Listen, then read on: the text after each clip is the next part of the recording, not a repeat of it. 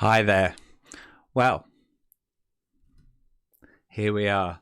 And I'm back. Yesterday we had a bit of a glitch and I recorded, and the whole thing, when I was looking at the playback of the video, the Wi-Fi let me down a little bit. So there wasn't one yesterday. So this is really making up for yesterday and today. And I thought, actually, because you speak to a lot of people about what you're doing, people who see this, and they say, what are you doing? Why are you doing it? And actually, I thought, actually, I've never really explained what I'm doing and the background to why I put myself through the, I suppose it's a discipline of writing music every day and posting it on SoundCloud, being accountable, and actually just doing it, and persevering with it. Why do I do that? And actually, it comes from some very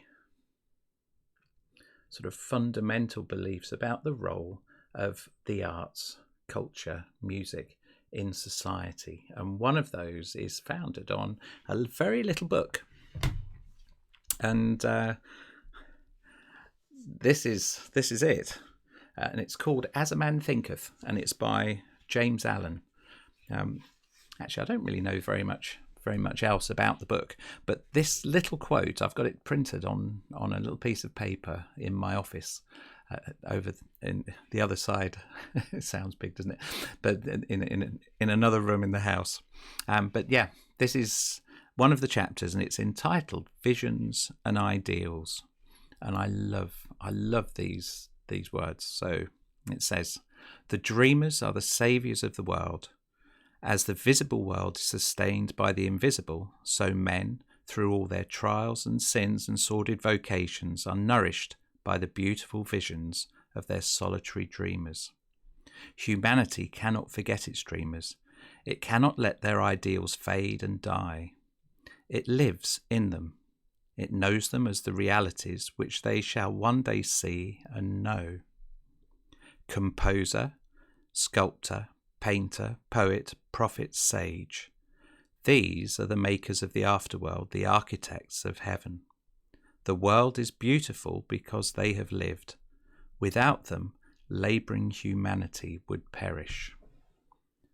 Now, I really love that. That's something that I just feel. I've always been described as a bit of a dreamer. I think you've got to be a dreamer because you've always got to have those ideals for what you want to see happening.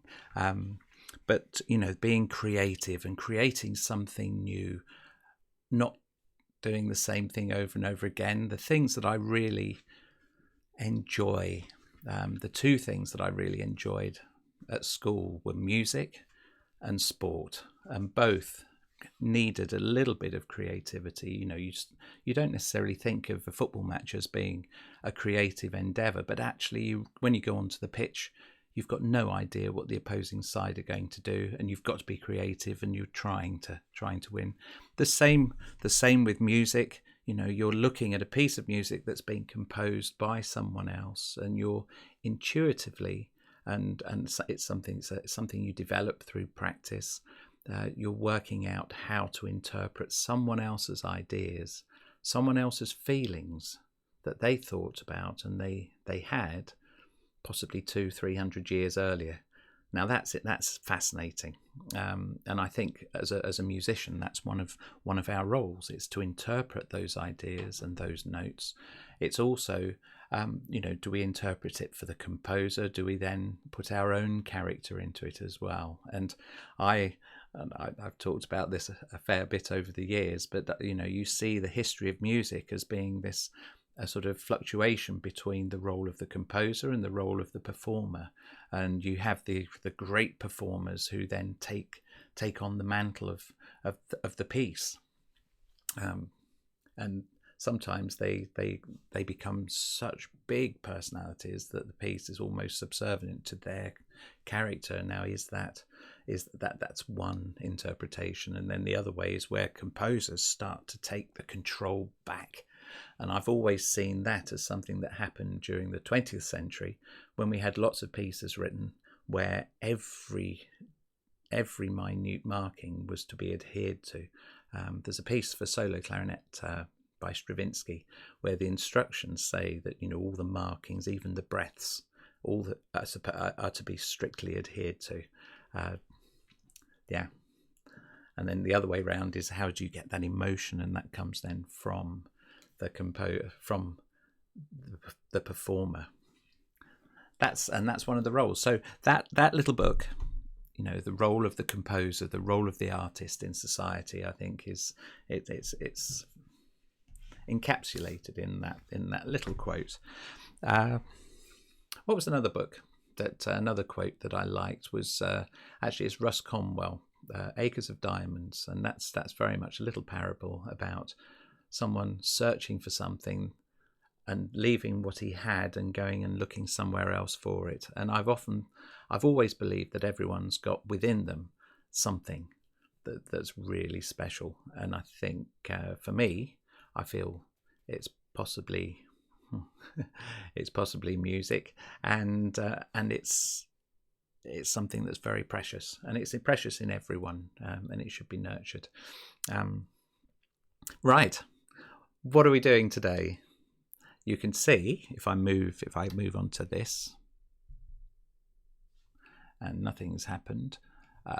Let's go back to there. Nothing's happened. And this is where the technology. There we go. Right, we're now back, and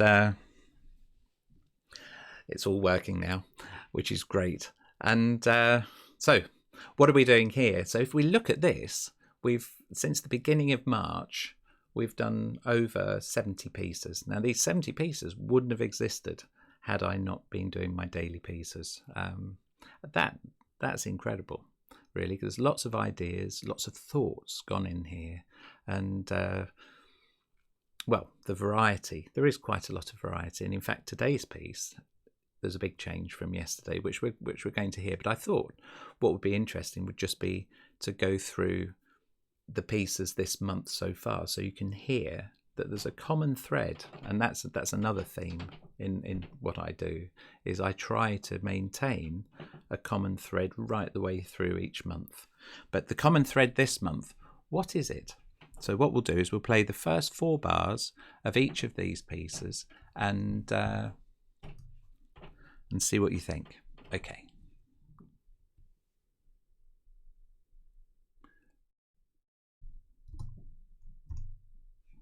Here we go.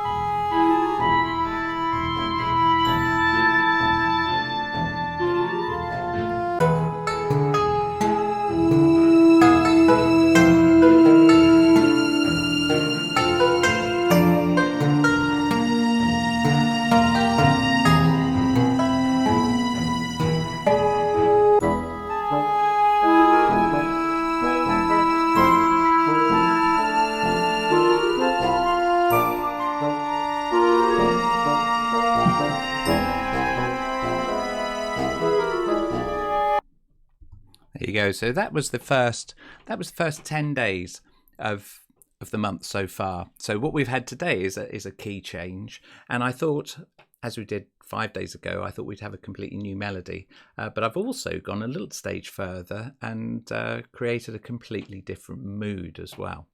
And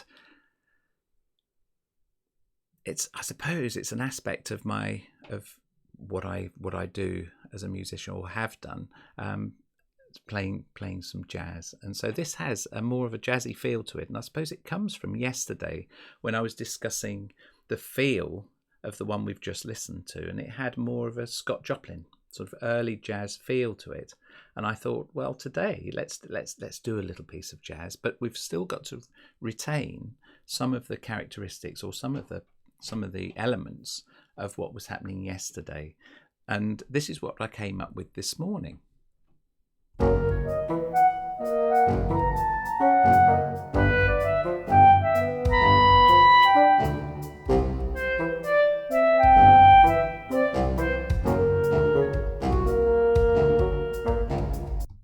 And that sounds very different, doesn't it, from the day before? But what was the same? Let's have a listen to the one the day before again. Listen to the bassoon and listen to the contrabassoon.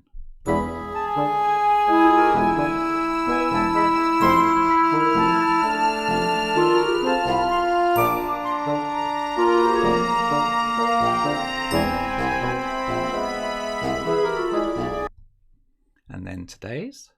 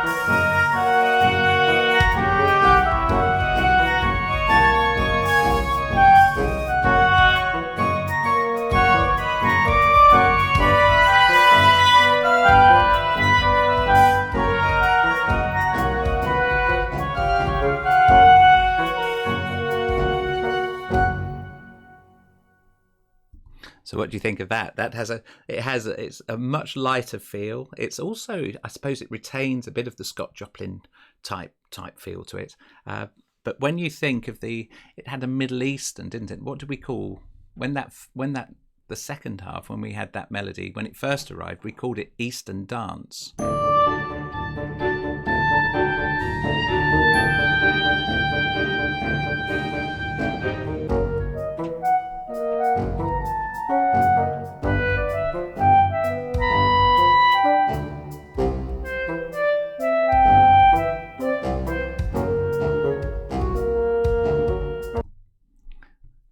And what I really like about that is it sort of reminds us that although things may sound completely different, if you look under the covers and if you look deep into it, then you can actually find similarities that aren't necessarily apparent with a superficial look. Let's just go, because actually just listening to those two, we've gone to the east. We've had that sort of Eastern type feel, but a couple of days ago we had the piece that we called Untempered, where the tunings were just all over the place.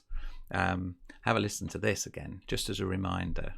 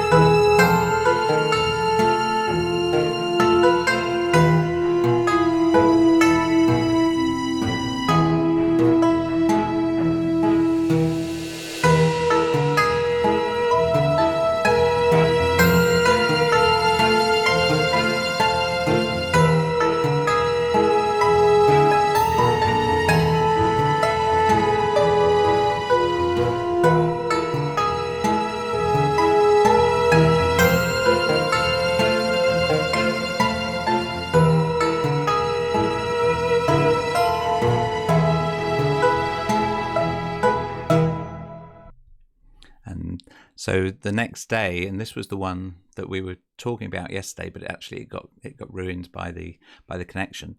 This one is exactly the same as that, but with the melody in the woodwinds and being played in tune. So listen to how this feels. It's amazing how you can use intonation and tuning to create. It's a dissonance that makes things feel. It's an uneasiness. So this should feel much more. Everything's all right.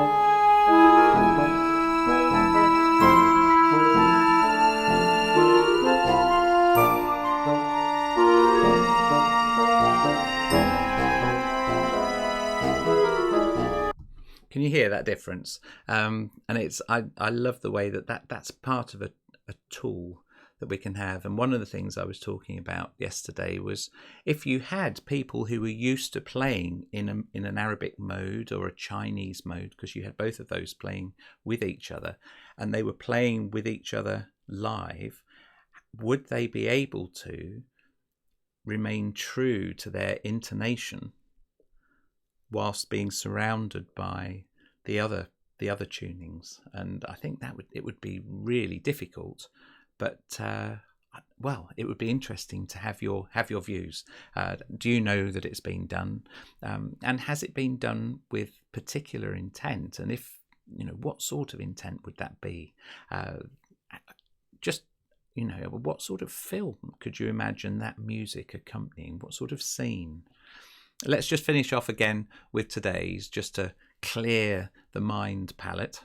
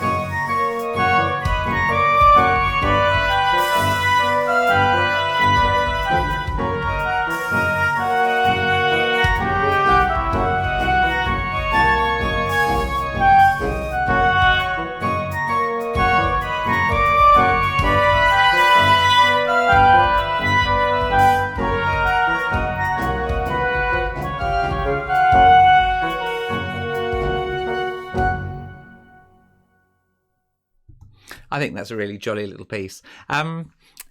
Let me know what you think, and get in contact, and it'd be really good to have some sort of dialogue about what I'm up to. What do you think about that little quote from As a Man Thinketh? Does it chime with what you think about the role of the arts and thinking in society? Let me know. Anyway, see you soon. Stay safe, and let's see where this takes us tomorrow. Cheers.